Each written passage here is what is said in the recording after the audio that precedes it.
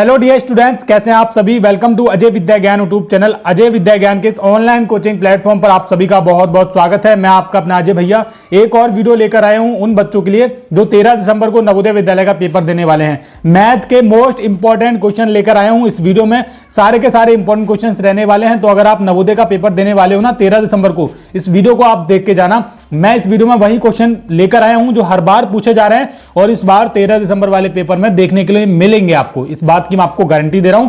तो मैं आपको इस वीडियो की शुरुआत करने से दो चीजें बताना चाहूंगा।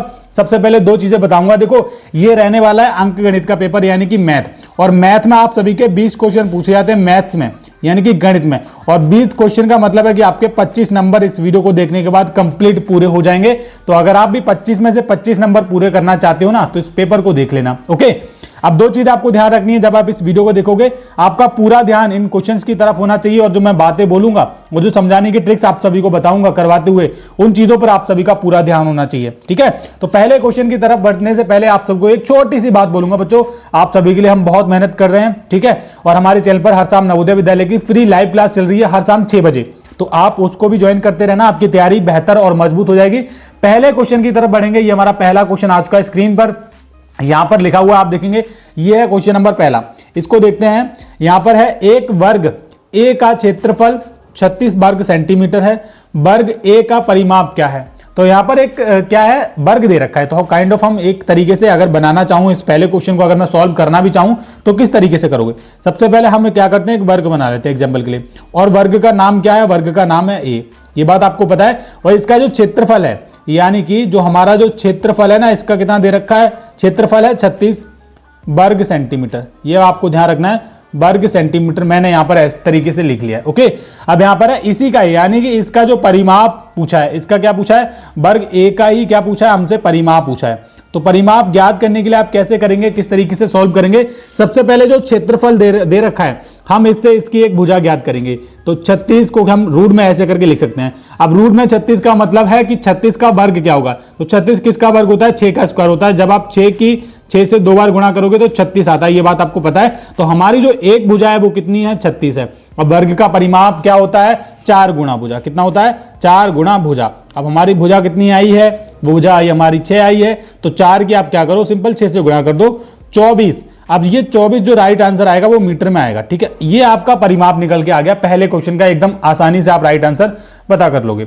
अब 24 मीटर आप देख लो, ऑप्शन नंबर ए में दिख रहा है पहले का, तो ऑप्शन नंबर ए आपको लगा देना है। और ओया मार्कशीट में ऐसे ऐसे करके ना दिया जाता है, तो ऑप्शन नंबर ए को आपको वहां पर क्या कर देना है? गोल कर देना है। अब ओया मार्कशीट कैसे भरनी है उसके ऊपर एक सेपरेट वीडियो बनाऊंगा, तो आप सभी बच्चे सब्सक्राइब करके रखो, क्योंकि अजय भैया आपको जो चीजें बताते हैं ना, वो आपको पूरे यूट्यूब पर कोई नहीं बताएगा। और मैं खुद नवोदय विद्यालय और विद्या ज्ञान स्कूल जैसी परीक्षाओं को मैं खुद पास कर चुका हूं, यानी कि मैं खुद सेलेक्टेड हूं बच्चों। ठीक है, मैंने खुद पास किया था। मैंने जेएनवी भी किया है, जवाहर नवोदय विद्यालय क्लास 6, और प्लस मैंने विद्या ज्ञान स्कूल दोनों एग्जाम पास किए हैं, विद्या ज्ञान प्री और मेंस। तो आप अच्छे तरीके से समझ सकते हो कि मैं आप सभी की तरह एक स्टूडेंट था एक टाइम पे। मैं भी बहुत भटका हूं, लेकिन आपको नहीं भटकने दूंगा। आपको सारी चीजें बताऊंगा जो परीक्षाओं में पूछी जाती हैं। पहले क्वेश्चन को मैं करवा चुका हूं। क्वेश्चन नंबर दूसरे की शुरुआत करने से पहले आप सभी को बताना चाहूंगा कि मेरे चैनल पर हर शाम 6 बजे नवोदय की लाइव क्लास चल रही है, तो आप सभी बच्चे लाइव क्लासेस भी देखते रहिए। क्वेश्चन नंबर 2 देखेंगे। यहां पर है एक त्रिभुज के कोण 1:2:3 के अनुपात में है। त्रिभुज का प्रकार बताइए। त्रिभुज का प्रकार बताना है। देखो, ये मैं आपको बता रहा हूं, ऐसे ऐसे क्वेश्चन लेकर आया हूं ना, जो आपको पूरे यूट्यूब पर ऐसे क्वेश्चन आपको कोई नहीं करवाएगा। ठीक है, तो यहां पर मैं आपको बता रहा हूं। देखिए, त्रिभुज के कोण दिए गए हैं कि अनुपात में दिए गए हैं। यहां पर है हमारा ये क्वेश्चन नंबर दूसरा है। पहले देखिए 1:2:3, ये समझ आई। अनुपात में है, त्रिभुज के प्रकार के कोण बताइए। तो अनुपात का क्या मतलब है? यहां पर कौन कौन से कोण हमारे हो सकते हैं, ये चीज आपको बतानी है। तो सबसे पहले अगर मैं कोण ज्ञात करूं अनुपात में, तो ये हमारा पहला क्या होगा? हम इसको लिख सकते हैं कितना? हम इसको लिख सकते हैं 30, और इसको लिख सकते हैं अनुपात 60, और इसको लिख सकते हैं अनुपात 90। क्यों लिखेंगे? देखो, आप इसकी भाग करो, 30 की 1 से भाग करोगे, 30 एकम 30 अनुपात हो जाएगा, 30 दूनी 60 अनुपात, और 30 तिया 90। तभी तो आया था ये अनुपात में। यानी कि हमारे कोण क्या थे? 30 डिग्री, 60 डिग्री और 90 डिग्री। अगर आप इसमें अनुपात में बनाओगे तो ये हमारा ऐसे ही बनेगा 1:2:3। अब यहां पर पूछा है त्रिभुज का प्रकार बताइए। तो क्या प्रकार होता है? ये क्या होगा? ये समकोण होंगे। क्या होगा? ये क्या होंगे? समकोण। ओके, तो समकोण आप देख लो, ये 90 डिग्री था ना, ये देखो इक्वल एकदम क्रम वाइज चल रहा है, 1:2:3, 30, 60, 90। तो ये समकोण होगा, ऑप्शन नंबर बी आपका करेक्ट आंसर हो जाएगा। इसी तरीके से आपको अगर परीक्षा में आ जाए तो आपको ऐसे ही करना है बेटा, कंफ्यूज नहीं होता है, कंफ्यूज नहीं होना होता है। कंफ्यूज हो जाओगे तो भाई गड़बड़ हो जाएगी, है ना, कंफ्यूज नहीं होते हैं बेटा। हमारा क्वेश्चन नंबर 3 देखो, ये हमारा क्वेश्चन नंबर 3 आ चुका है आप स्क्रीन पर। सभी बच्चे इसका राइट आंसर कमेंट करेंगे, इसको देखेंगे ध्यान से, इसका सोल्यूशन करवाता हूं मैं आपको।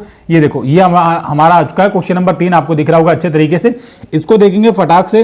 ये देखो यहां पर है, एक दुकानदार ने ₹40 प्रत्येक के दर से 10 मेजें, ₹20 प्रत्येक की दर से 25 कुर्सियां खरीदी। उसने सभी टेबल और सभी कुर्सियों को ₹1000 में बेच दिया। उसका लाभ या हानि ज्ञात कीजिए।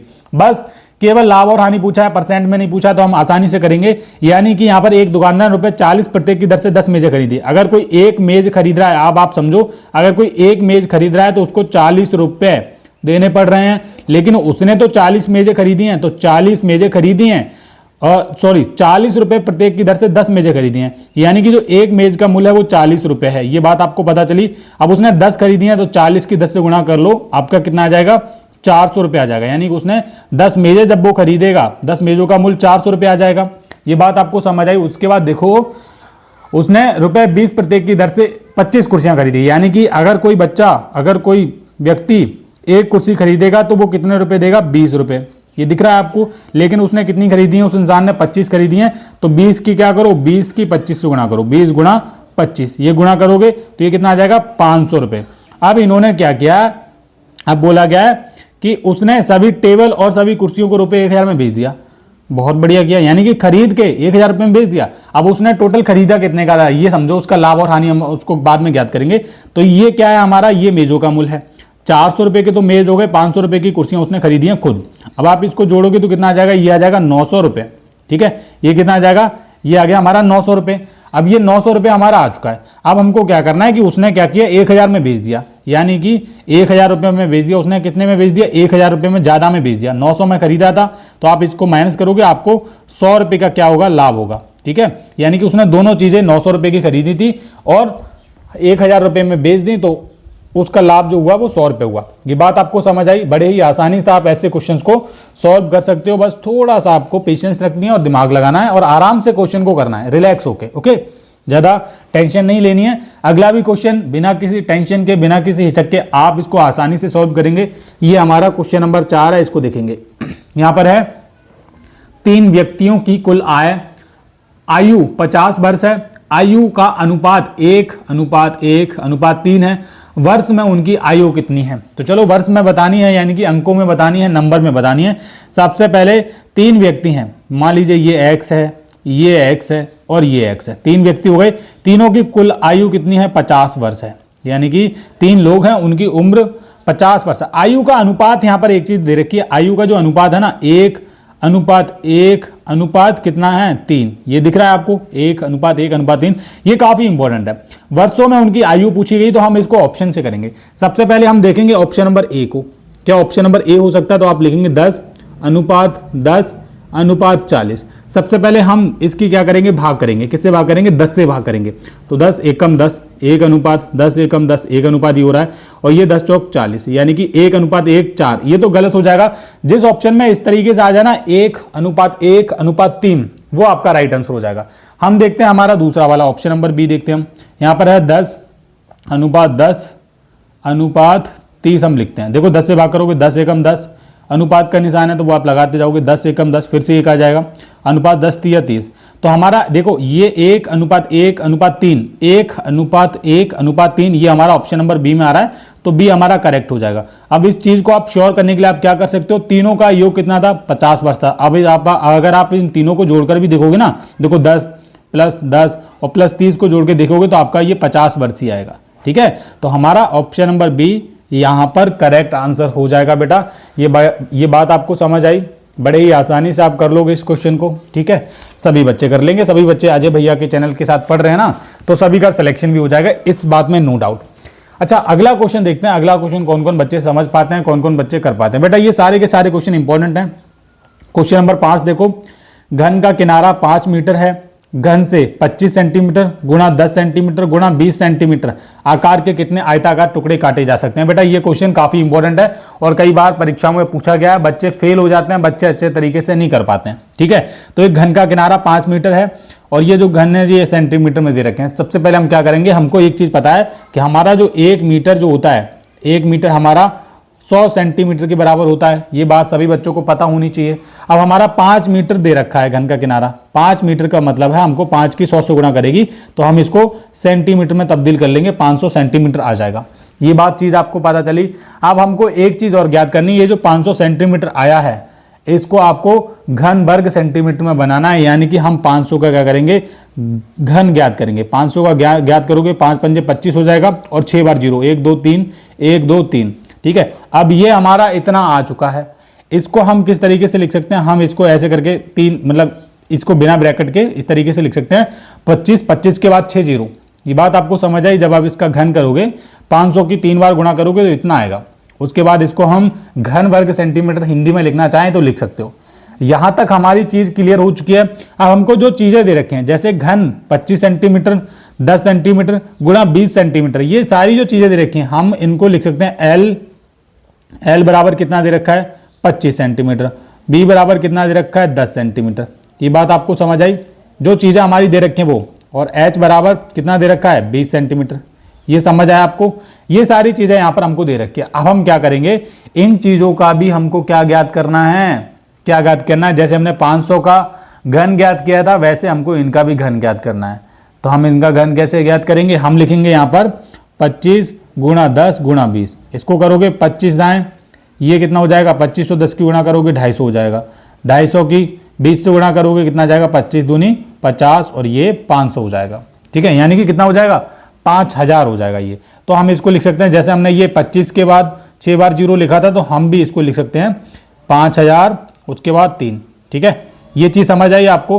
अब हमारा सिंपल इतनी सारी चीजें ये बदलने के बाद, इसका भी घन ज्ञात करने के बाद और इन तीनों का भी घन ज्ञात करने के बाद हमको 2 संख्याएं मिली हैं। पहली हमको जो संख्या मिली है वो मिली है 25 के बाद 6 0, 1 2 3 1 2 3, ये संख्या मिली, मैं आपको दिखा रहा हूं, ये मिली। उसके बाद आपको बटे में लिखना है जो भी दूसरी संख्या मिली है, जैसे हमारी दूसरी संख्या मिली है 5000। अब आपका अगर मैं सीधा सीधा बात बताऊं, ये आयतन हमने दोनों चीजों का निकाला था, ये हमारा इस चीज का आयतन है और ये हमारा इनका आयतन है।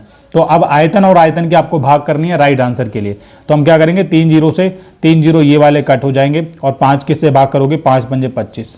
ठीक है, कितना आया 5 पंजे 25, हमारा 25 पंजे 125 होगा बेटा। 25 पंजे क्या होगा 125 होगा, यानी कि यहाँ पर हमको 1 भी लगाना है। ठीक है, यहाँ पर हमको 1 भी लगाना है। जब आप करते हो ना 25 और 5 की गुणा करोगे 25 पंजे 125 आएगा। तो अगर हम इसको इससे भाग करेंगे तो ये 5 दूनी 10 हो जाएगा और 5 पंजे 25। ठीक है, 25 और 3 0 हमारा राइट आंसर आ जाएगा, यानी कि 25 के बाद 3 0 यानी कि 25,000 आपका राइट आंसर आ चुका है। ये आप देख लो किस ऑप्शन में, वो आपका ऑप्शन राइट हो जाएगा। ये आपका ऑप्शन नंबर सी में दिया गया है, तो सी वाले बच्चों का करेक्ट आंसर हो जाएगा। बेटा इसमें आपको थोड़ा ध्यान से करना है बारीकी से, क्योंकि हम यहाँ पर 1 लगाना भूल गए थे। यहाँ पर इसकी आप 500 का घन भी ज्ञात करोगे, आयतन जब आप निकालोगे 500 की 3 बार जब आप गुणा करोगे तो आपका 125, उसके बाद 6 0 आएंगे, है ना। और ये 5000 आया था, हमने इसकी भाग करी तो 25,000 हमारा करेक्ट आंसर आ चुका है। इस प्रकार से आप क्वेश्चन को सॉल्व करोगे तो आपका कभी गलत नहीं जाएगा। ठीक है, चलो क्वेश्चन नंबर 6 की शुरुआत करते हैं। ये हमारा क्वेश्चन नंबर 6 आ चुका है, इसको भी थोड़ा ध्यान से और बारीकी से देखना है। सबसे पहले बहुत सारे बच्चे बोलते हैं कि सर होमवर्क के रूप में क्वेश्चन दिया करो, तो मैं आपको क्या कर रहा हूं, ये जो क्वेश्चन नंबर 6 है ना आपको एज ए होमवर्क के रूप में दे रहा हूं, होमवर्क। ठीक है, तो वीडियो के नीचे क्वेश्चन नंबर 6 का जो बच्चे वीडियो को देख रहे हैं ना, इसका कमेंट करना है इस वीडियो के नीचे अपने नाम के साथ कि सर मेरा नाम ये है और क्वेश्चन नंबर 6 का जो राइट आंसर है 8% लाभ होगा या 4% लाभ होगा, 8% हानि होगी या 4% की हानि होगी, मुझे वीडियो के नीचे कमेंट करके बताओ क्वेश्चन नंबर 6 का। ये मैं आपको एज ए होमवर्क के रूप में दे रहा हूं, तो आपको इसको सॉल्व करना है, मैं इसको सॉल्व नहीं करवाने वाला। ठीक है, क्वेश्चन आप देख लो, पॉज करके सॉल्व करो, उसके बाद वीडियो के नीचे कमेंट करके आंसर दो। मैं करवाऊंगा आपको क्वेश्चन नंबर 7। ठीक है, यहाँ पर है 3600 का वर्गमूल ज्ञात कीजिए। ये तो बहुत ईजी है, ये तो मैं यहीं पे कर सकता हूं। तो 3600 का वर्गमूल हमको ज्ञात करना है, तो हम इसको तो ऑप्शन से भी कर सकते हैं या फिर हम इसको ज्ञात करोगे तो आपको पता ही है। ठीक है, अब हमारा एक चीज हमको पता है कि अगर हमारा आ जाता 36 हमारा आ जाता, अगर 36 का पूछ लिया जाता, जैसे हमने क्वेश्चन में पहले नंबर पे जो क्वेश्चन था इसको किया भी था, अगर 36 का पूछ लिया जाता तो ये 6 का है। अगर 3600 के बाद इस तरीके से 3600 का पूछा गया तो जाहिर सी बात है ये कितने का होगा, 60 का होगा। ठीक है, तो 60 ऑप्शन नंबर ए इसका राइट आंसर हो जाएगा। आप इसको ज्ञात करने के लिए ऐसे भी कर सकते हो, 60 की 2 बार गुणा करोगे तब भी हमारा 3600 आएगा। ठीक है, तो हमारा इस तरीके से ये जो 60 है ये राइट आंसर हो जाएगा।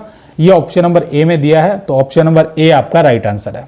ठीक है, चलो आगे देखते हैं क्वेश्चन नंबर 8। हाँ, एक चीज और, ये क्वेश्चन नंबर 6 का कमेंट करना है बेटा, भागना मत चोर की तरह। ओके, पीठ दिखा के नहीं भागना है, हमको करना है क्वेश्चन का जवाब देना है। क्वेश्चन नंबर 8 देखो, गिनती की पहली 5 संख्याओं का औसत ज्ञात कीजिए। तो क्वेश्चन नंबर 8 है, गिनती की पहली 5 संख्याएं क्या होती हैं? 1 2 3 4 5, यही होती है ना भाई, मुझे तो यही पता है, यही होती हैं।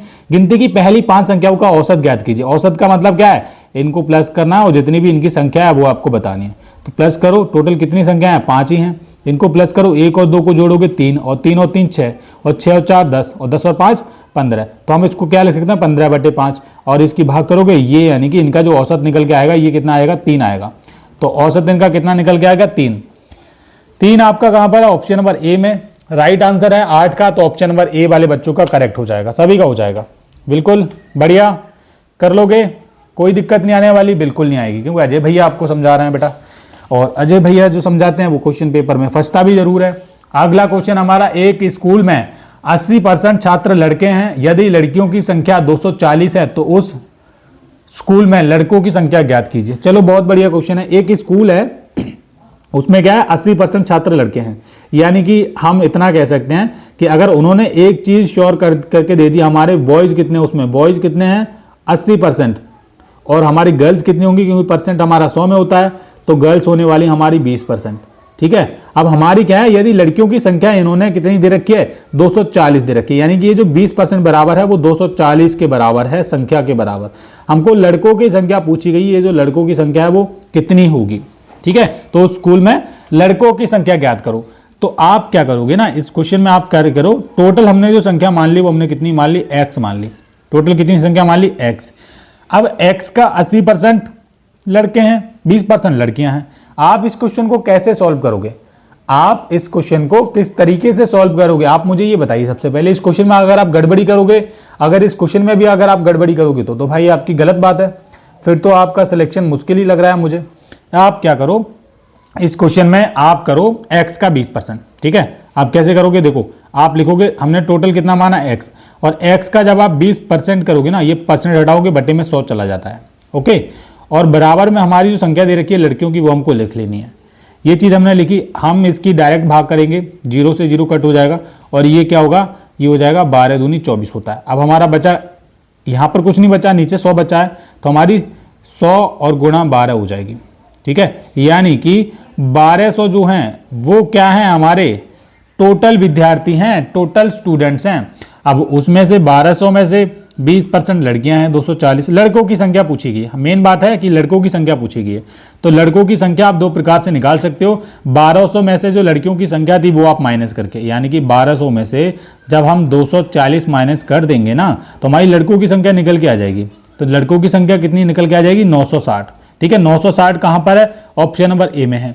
आप दूसरे तरीके से भी कर सकते हो। हमको क्या पता चला? हमको 1200 कुल विद्यार्थी पता चल चुका है। अब 80% विद्यार्थी यानी कि लड़के होते हैं, तो हम 1200 का डायरेक्ट अगर 80% भी करेंगे ना, ये परसेंट हटाएंगे, बटे में 100 आ जाएगा, तब भी हमारा 960 ही आने वाला है। एक जीरो से ये जीरो गया, एक जीरो से ये 120 और 8 की गुणा करो, 12 8 96 और एक जीरो, यानी कि 960 आप इस प्रकार से भी ज्ञात कर सकते हो।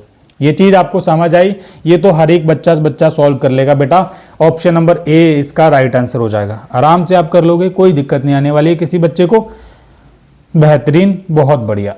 क्वेश्चन नंबर 10 देखते हैं। हमारा क्वेश्चन नंबर 10 आ चुका है।